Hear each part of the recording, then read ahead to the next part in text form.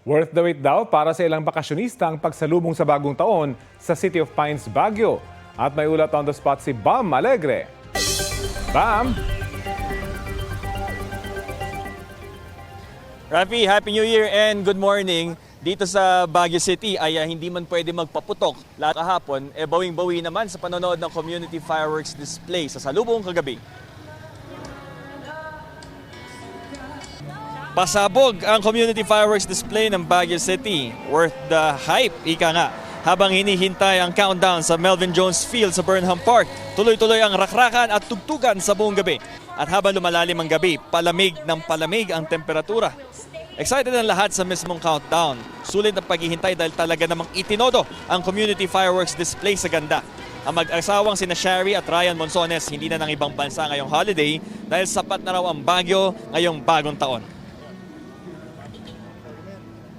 It's far kasi if you go to other countries. So here we'll go by land lang.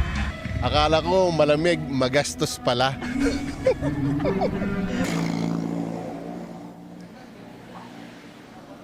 Kinaumagahan naman kahit napuyat ang ilan sa paghintay sa hating gabi, marami ang gumising ng maaga para mamasyal. Kaya lang, may ilang saradong atraksyon tulad ng Baguio Botanical Garden at Mines View Park. Pero nagpicture pa rin ng ilan sa fasad dito, example sa Botanical Garden, para may souvenir.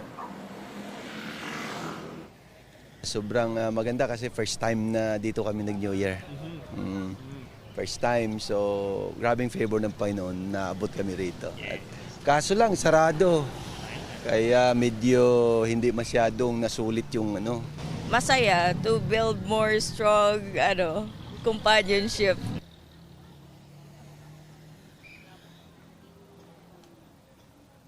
So Rafi, temperature check na yun, nasa 23 degrees Celsius ang chill natin dito ngayon. At makikita ninyo sa ating likuran, ito, meron pa rin mga turista, mga pamipamilya na namamasyal. Kahit nasarado nga itong Baguio Botanical Garden.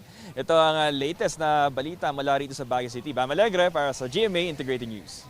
Maraming salamat sa iyo at Happy New Year, Bam Alegre!